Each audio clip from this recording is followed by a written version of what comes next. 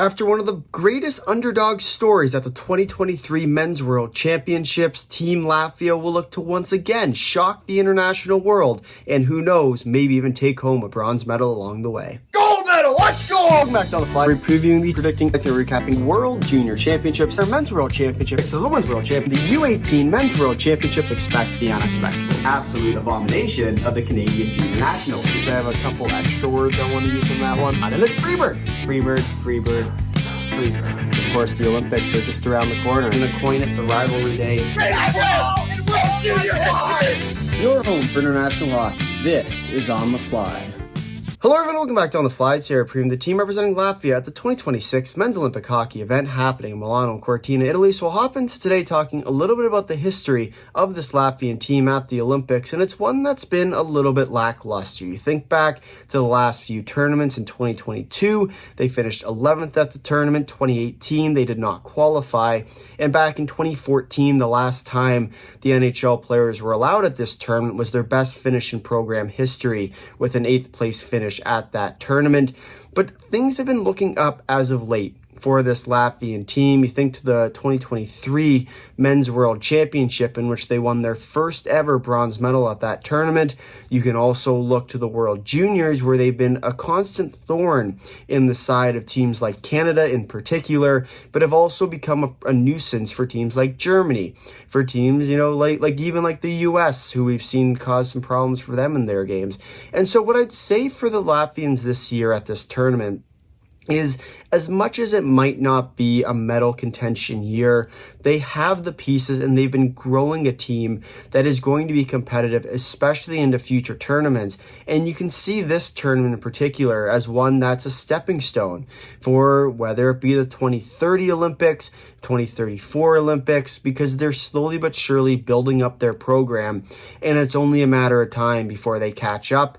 They do have a very good team this year. They're going to be a competitive team, but not necessarily to the standards of the teams competing for medals like Canada, like the US, like the Swedes, like the Czechs, Swiss, Finns. You're not going to be able to compete against those teams, but you will still be a competitive team, I believe, at this tournament. And it's going to be interesting, especially when you look at their group, where they have the potential to pull off an upset. And you look to that kind of weakened Group C, where you're looking to try and beat teams like Germany and Denmark. And for Latvia, if they can find themselves into that second spot in the group, their doors open up, and all of a sudden they do have that shot to make it far into this tournament. Definitely something to keep an eye on.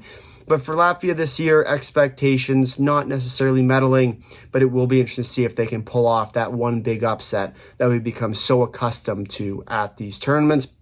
But now we'll introduce you to the team. We'll start here with the forwards with Renars Krastenbergs, Don Slachmelis, Kasper Stalgovins, Martin Zierkals, Richard Bukarts, Rudolf Spelsers, Zemgus Girgensons, Edward Strelmax, Teddy Bļugers, Robert Bukarts, Oskar Zbatnia, Harold Igle, Sandis Vilmanis, Henri Ravinskis. Then the defense with Christian Rubins, Christoph Zile, Janis Jaks, Robert Smamchits, Ralf Freibergs, Uvis Belinskis, Albert Schmitz, Oskar Sabulskis. Then to the goaltending with Elvis Merzļikins, Artur Silovs, Kristers Guzlevskis. And so you look at this team, and it is an interesting made team. And you look up and down their roster, it is a very defensive team. And that's the kind of the identity that this Latvian team has taken on over the last few years, kind of trying to win games by winning defensively and kind of capitalizing on a few chances throughout the game that they might get.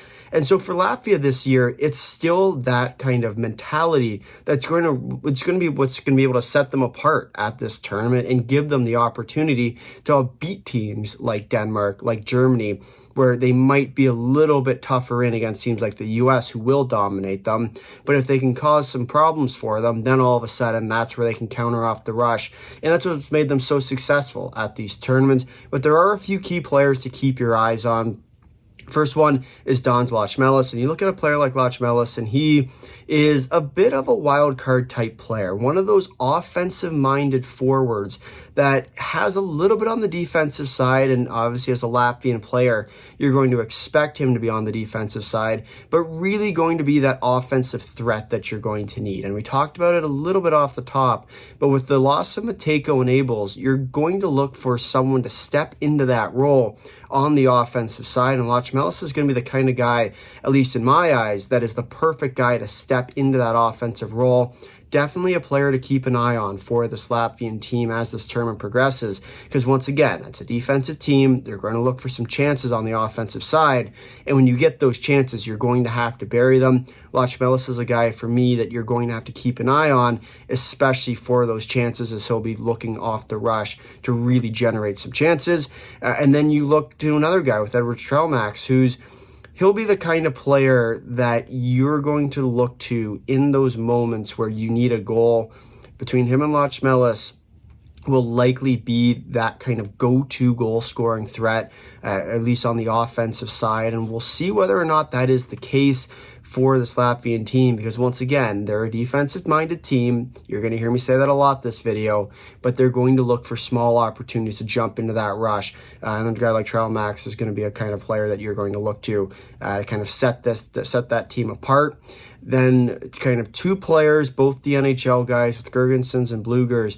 You're going to look to these two guys not necessarily to play that offensive role, and yes, they'll supply a little bit of the offense, but really to play that shutdown line, to play that defensive style that we become so accustomed to. And for the Latvians, it's ultimately going to come down to how well they can play defensively, but you're going to look to your key players to provide those upwards of 18, 20 minutes a game on the forward side to be that shutdown pairing, at least for the forward group, because they do employ a fairly defensive forward group mentality, and that's where players like Girgensons and Bļugers are going to become so important for this Latvian team. Two guys to keep an eye on, especially on the defensive side as this tournament goes on and they get into those tighter games against teams like Germany and Denmark, especially early on. They want any chance at pulling off the upset.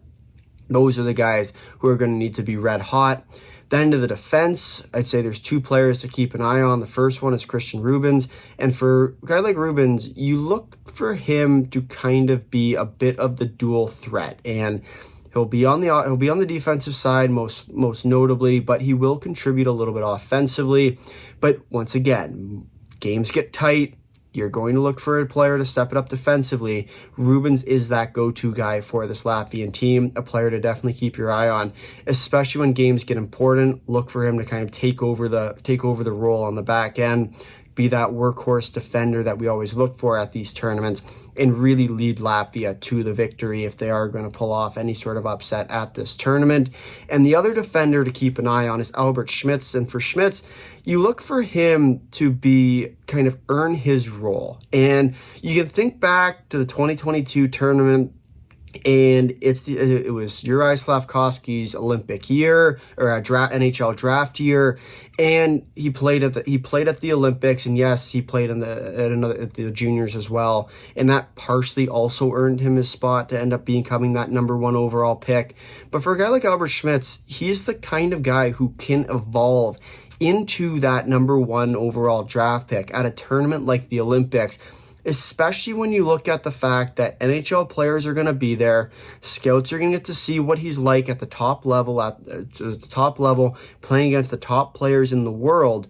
And for a guy like Schmitz, you kind of savor those opportunities. And he follows it up with an amazing World Junior tournament. And now it's about how far can he really go. And I think you look at this tournament as a stepping stone for him. And yes, he might not get a whole ton of minutes. Yes, he's a younger player on arguably sort of that defensive-minded team who needs their best defenseman playing every night. But it's still an opportunity for him to show his best against the best of the best.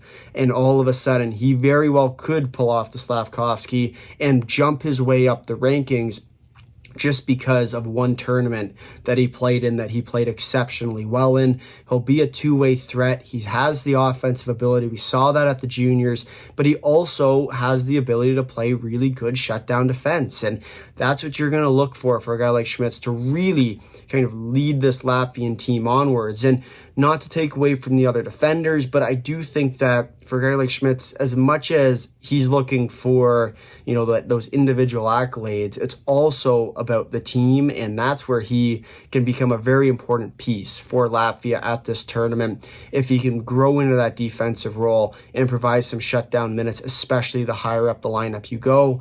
It will be a very interesting tournament for Schmitz to see if he can earn his number 1 overall draft spot at this tournament. I do think it is a little bit of a ways away.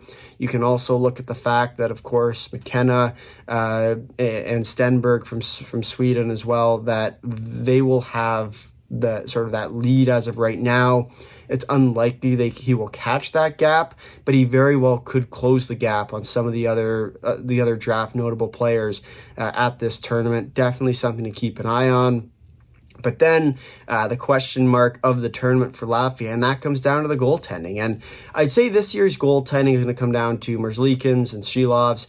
It's going to be one of those two goaltenders. And whether Šilovs gets the start, he's been riding fairly hot with the Penguins, and then Merzļikins, who, as of the time of recording this video, has won 4 out of his last 5 games. And so you look at it from the perspective of, well, you ride the hot goaltender at these tournaments, but really which goaltender is actually riding hot right now going into this tournament? And you kind of look to big game abilities. Advantage, I'd say Šilovs for that one. Merzļikins has kind of the X factor, if you will, for the goaltending. We've seen him play some exceptionally good games against teams that he probably shouldn't. But at the same time, he also has games where he struggles mightily and, quite frankly, can't stop a beach ball. And so it's going to be a bit of a trade-off for this Latvian team of which goaltender do you go with. Do you play the risky card and go with Merzļikins, or do you take their hot hand and Šilovs, who's shown that he can play in the big games, especially for this Latvian team? Something to definitely keep an eye on as this tournament creeps ever so much closer. I do think that it's going to end up being Šilovs as the starter, but definitely something to keep an eye on as this tournament progresses, when we move throughout the tournament. And for Latvia, they will start, as we shift over to the schedule now, on February the 12th at 3:10 p.m. Eastern Time against the U.S. Follow that up on February the 14th against Germany at 6:10 a.m. February 15th at 1:10 p.m. they'll play Denmark. Then they'll move on to the qualifying round. A reminder how the qualifying round works is the top 4 teams seeded from 1 to 12 get an automatic bye to the quarterfinals. Teams 5 through 12 will play in the qualifying round. A reminder how the qualifying round works. 5 plays 12, 6 plays 11, 7 plays 10, and 8 and 9 will play each other in the qualifying round. The winners move on to the quarterfinals on February the 18th.